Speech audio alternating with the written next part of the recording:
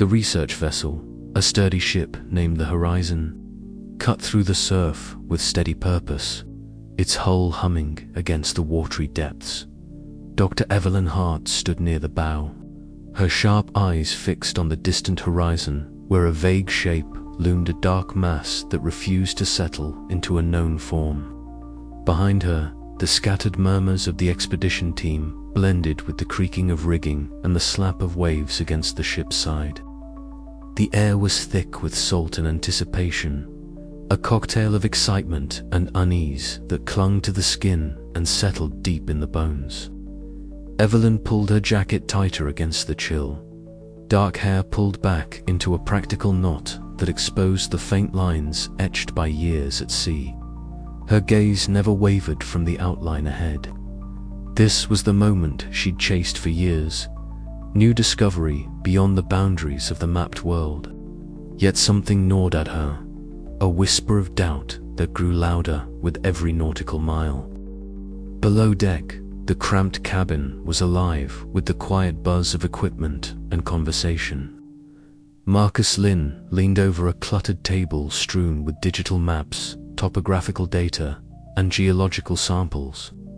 His short-cropped hair was damp with sea spray, and the worn leather jacket he always wore seemed almost like armor against the unknown. He grinned at Lena Carr, who sat nearby, fingers tapping lightly on a notebook filled with scribbled glyphs and translations. "You really think this place will hold secrets worth risking our skins for?"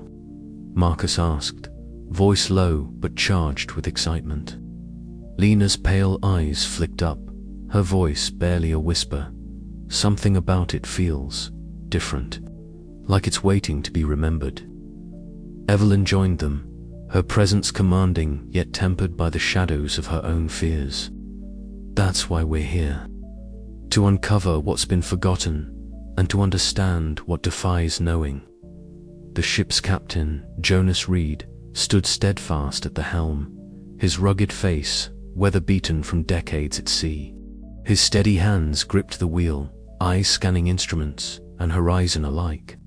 "We're sailing into a blank spot, Doctor," he said firmly. "No charts, no records, nothing."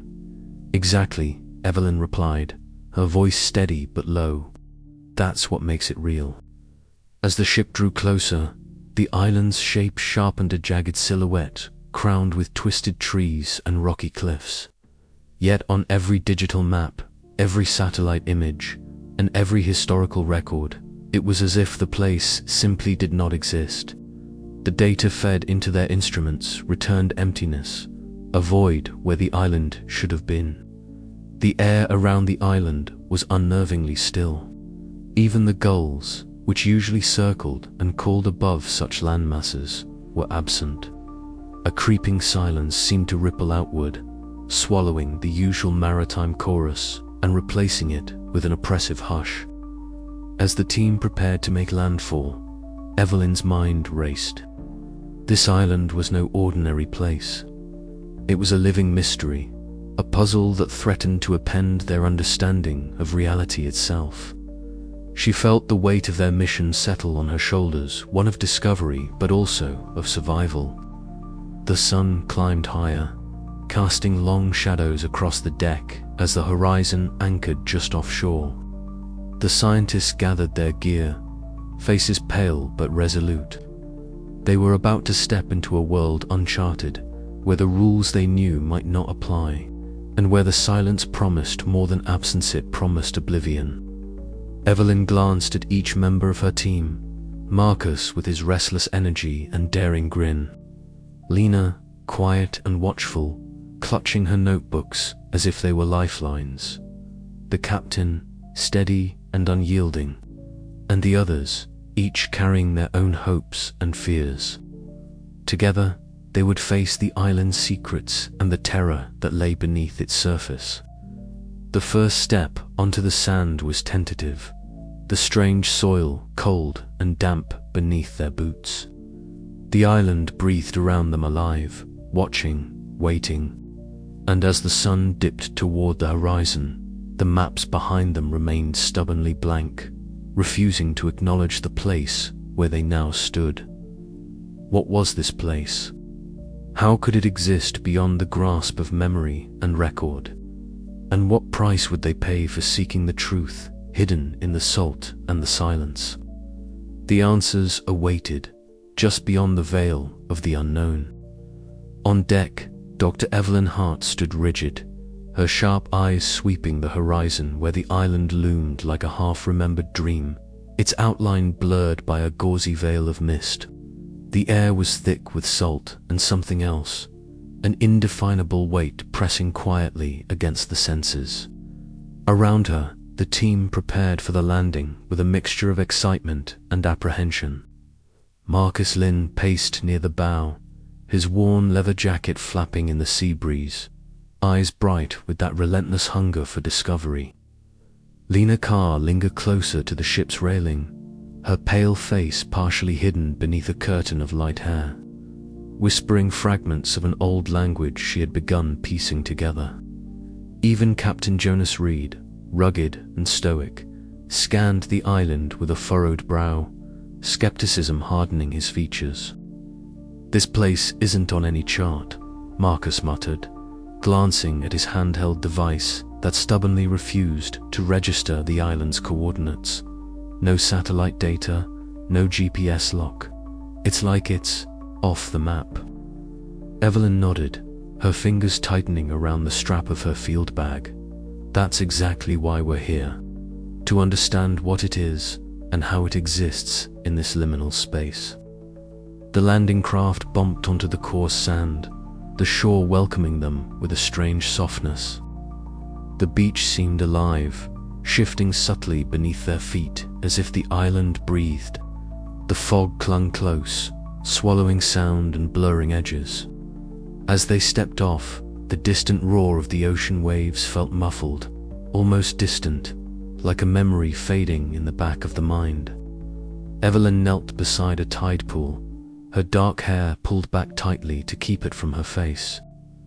Her fingers traced the smooth, wet stones, noting iridescent patterns shifting beneath the water's surface, colors that seemed to ripple and pulse, alive with an otherworldly glow. She pulled out her notebook, scribbling furiously, the scratching of pen against paper, the only sound she could trust.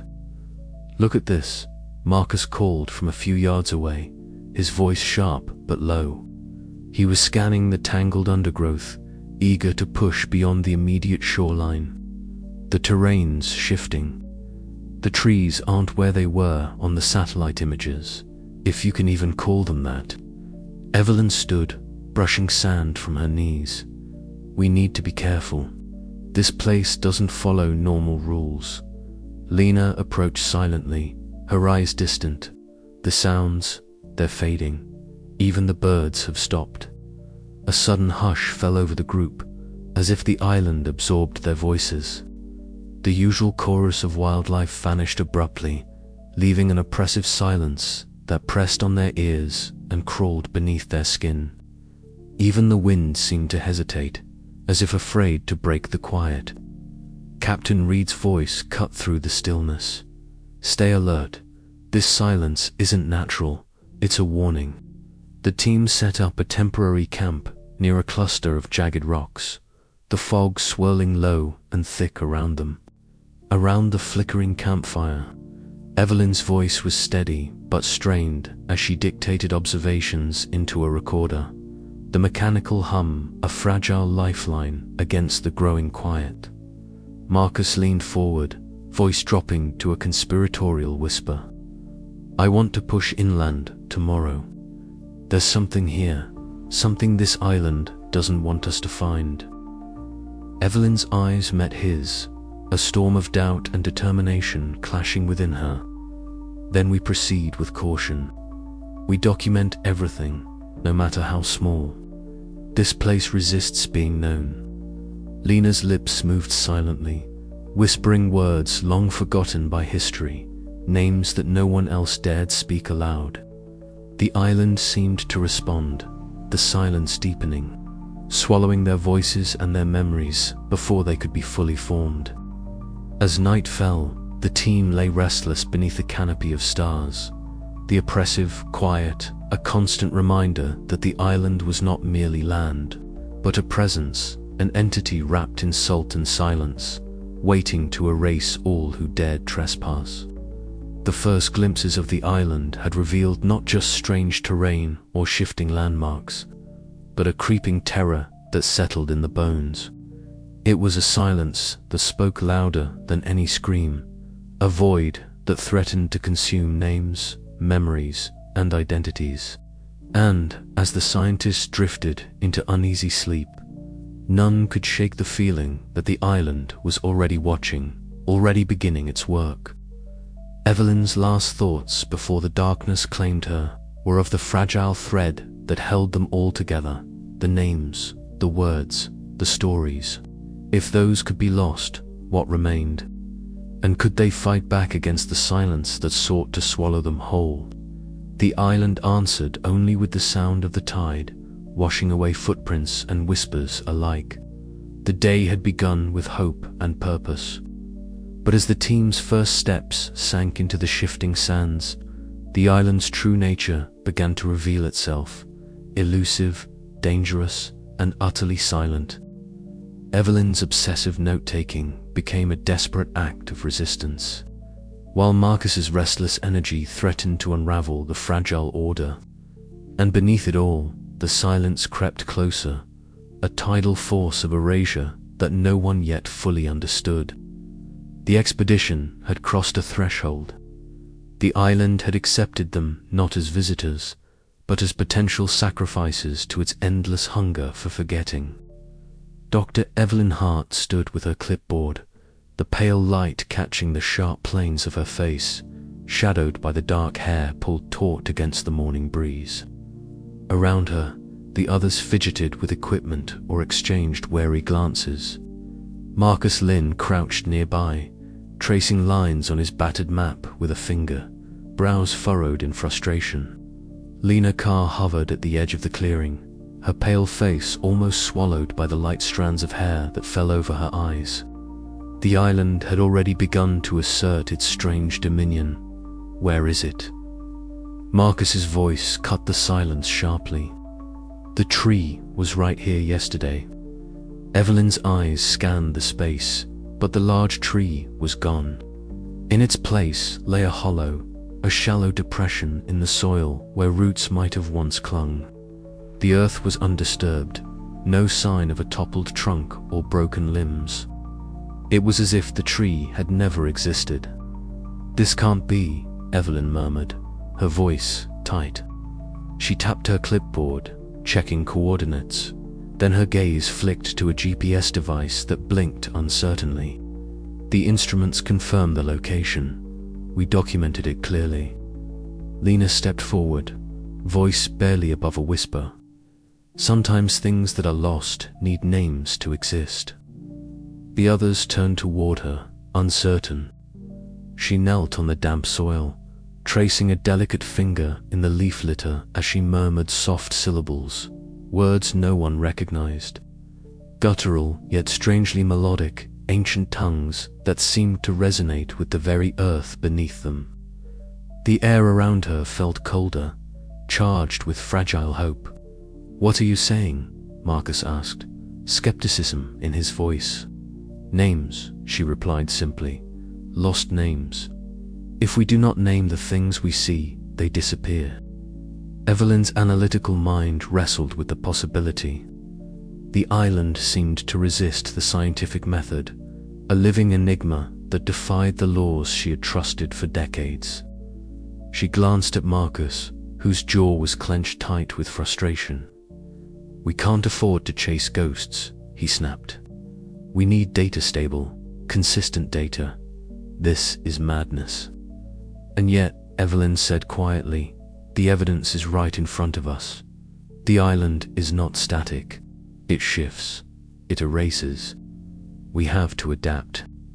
Tensions simmered between them, a fragile balance of authority and doubt. Elsewhere, Captain Jonas Reed stood aboard the ship, his gaze fixed on the shore, now wreathed in a creeping fog that swallowed the horizon. His weather-beaten face was a mask of stoic concern, the pragmatic mariner wary of the island's growing strangeness.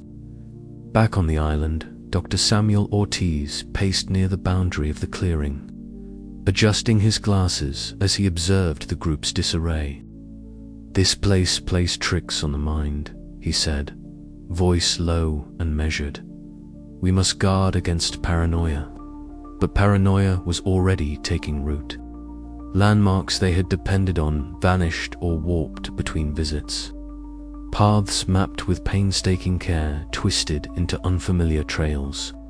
Even the sky seemed to shift, the sun's angle warping subtly, confusing their sense of time.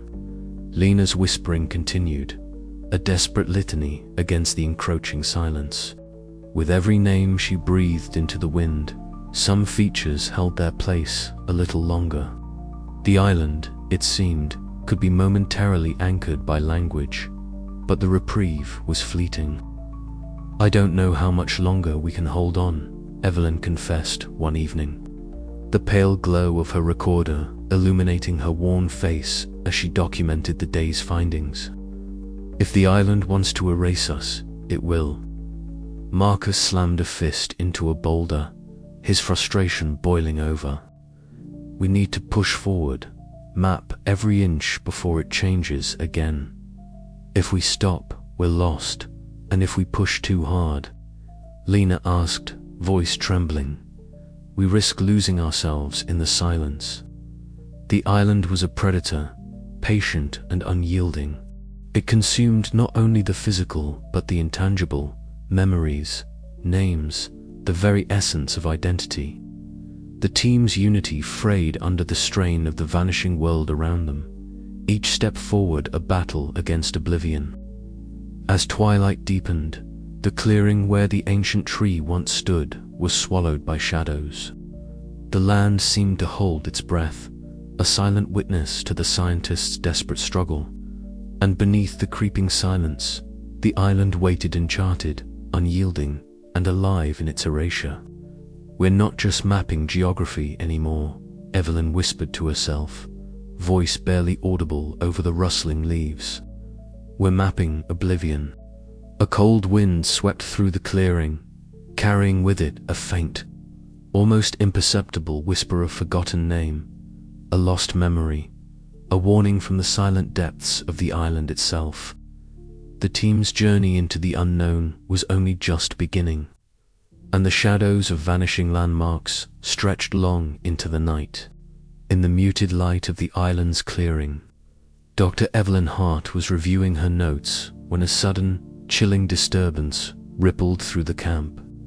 A quiet murmur rose, fragmented and uncertain. It was Lena who noticed first. She knelt beside Dr. Samuel Ortiz, who stood frozen at the perimeter of their makeshift camp, his eyes glassy and unfocused. "Samuel," she whispered, stepping closer, her voice barely audible against the gentle rustle of the island's strange foliage. He turned to her, his brow furrowed, lips parted as if about to speak, but no words came. "Samuel, what's wrong?" Evelyn called out, her voice sharp with urgency as she hurried over. The others gathered quickly, their faces pale and strained, reflecting the unease that had taken root overnight. When Evelyn reached him, she heard the tremor in his voice as he finally spoke. I can't remember. My name." The words hit like a thunderclap.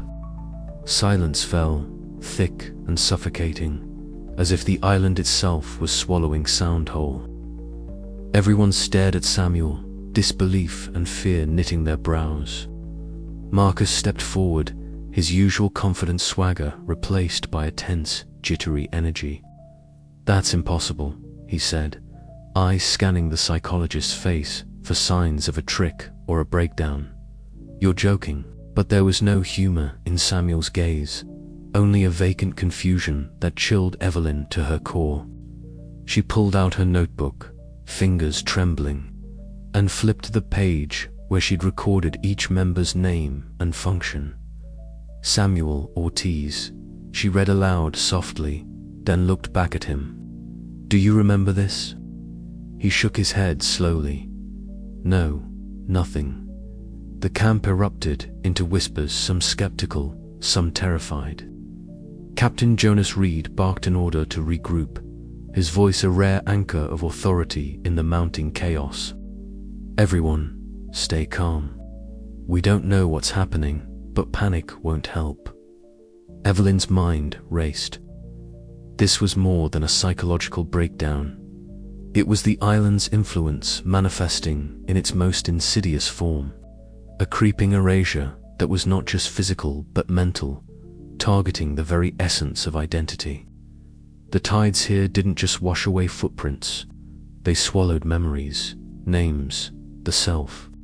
Marcus was pacing near the shoreline, hands jammed into the pockets of his worn leather jacket, his jaw clenched. This isn't some cosmic fluke, he muttered, voice low but edged with frustration. We can't keep relying on traditional science to explain this. The island's messing with our brains, our realities. Evelyn approached, her expression tight but resolute. We stick to the data. Panic clouds judgment. We document everything. That's our only anchor now. Words and notes won't save us if the island keeps erasing us. Marcus snapped back, eyes flashing with desperation. We're losing ground, fast. Tensions flared, the team fracturing under the pressure of an enemy they could neither see nor fight conventionally. Evelyn's leadership was tested like never before. Her voice rose above the murmurs as she tried to rally her team. We need to name everything ourselves. The island's features, our findings. Naming is resistance. Don't forget who you are. But even as she spoke, the silence deepened. Conversations faltered, words became labored, and an oppressive stillness settled over the camp. The island's fog thickened, swallowing sound and light, erasing not just the voices, but the very memory of speaking. That night, the team huddled close, whispering names and fragments of their pasts to stave off the encroaching void. Evelyn's hands trembled as she scribbled notes by the flickering light of their lantern. Each word a desperate plea against the tide of oblivion. Outside, the waves lapped silently against the shore, indifferent and eternal. The island waited, patient, its erasure creeping closer, promising to consume not just their bodies, but the stories that made them who they were. And somewhere in that creeping silence, the first name was lost forever. The tide had shifted again, creeping in with an unnatural softness that swallowed the jagged edges of their camp. Evelyn's eyes scanned the horizon, the salt wind whipping strands of dark hair across her sharp features. She felt the weight of the island pressing against her, a silent force that seemed to pulse with each crashing wave. Look at this, Marcus called from the edge of the clearing, crouched beside a cluster of rocks. His voice was tense, breath coming in short bursts. The tide's taken the markers we set up yesterday. It's like the island is erasing us. Evelyn stepped closer, noting how the sand where their footprints had been just hours before was now smooth and untouched, as if no one had walked there. The usual sharp scent of salt was tinged with something else, an indistinct trace of damp earth and something metallic, almost like dried blood. Lena approached silently, her pale face partially hidden beneath a loose hood. She carried a small notebook, its pages worn and smudged. It's not just the physical, she whispered, voice barely audible over the gentle roar of the surf. I can feel it in my mind, the memories slipping away, names dissolving into the mist. Evelyn nodded, swallowing the lump in her throat. The island wasn't just a place. It was a living entity, one that devoured identity and presence alike. The team had lost time, sometimes hours at a stretch, and with it, fragments of themselves. But today, Lena had something new. She knelt beside a peculiar rock formation coated in glistening salt deposits. Her fingers traced strange, weathered carvings, symbols that seemed to resist the island's erasure. "These markings," she said, "they are names. Names that hold power here." Marcus frowned, skepticism flickering in his eyes. "Names? You mean like labeling stuff?" "More than that," Lena replied, voice steady despite the tremor beneath. "I think naming these places anchors them, anchors us. It slows the forgetting." Evelyn's gaze sharpened. "Then we have to name everything. Every tree, every rock, every path. If it slows the island's hunger, we use it." Captain Jonas Reed emerged from the shadows of the trees, his weather-beaten face drawn tight in concern. "Sounds like fighting ghosts with names," he muttered, scanning the restless waves. "But if it keeps us from disappearing, I'm all for it." The team split up, voices rising in a chorus of whispered names that tangled with the wind. Evelyn called out names for the trees, their gnarled branches twisting like skeletal fingers. Marcus marked the shifting terrain with hastily drawn signs and shouted out designations for landmarks that seemed to shimmer, just beyond reach. Lena moved methodically, her voice low and rhythmic as she repeated ancient words she'd deciphered from the carvings. The island's silence seemed to hesitate, a faint tremor in the air, as if uncertain how to respond. But the tide was relentless.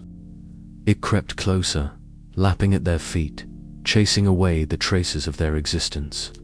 Equipment vanished, memories blurred, and a cold panic settled in Evelyn's chest. Her hands trembled as she jotted notes, lines of frantic script that grew more chaotic with each passing hour. "We're fighting time itself," she murmured, eyes darting to the horizon where the fog thickened. The island whispered secrets in the hush between waves, a soundless voice that gnawed at the edges of their minds. Yet, in the act of naming the defiant utterance of words, the team found a fragile thread of resistance. Each name spoken aloud was a spark in the gathering dark, a flicker of identity against the encroaching void. But the cost was clear. The effort drained them, and the island's erasure pressed heavier with every breath. Captain Reed's voice cut through the tension as he barked orders to reinforce the camp. The water's edge crept nearer, threatening to wash away their shelters and the thin safety they clung to. "We hold here, or we lose ourselves," Evelyn said, voice steely despite the exhaustion gnawing at her. The struggle was far from over. The salt and silence converged in an endless tide, pulling them toward oblivion. Yet, as the team bound themselves with language and memory, a fragile hope shimmered beneath the surface. Perhaps names could be weapons, and words the last refuge against a terror that would erase all traces of their being.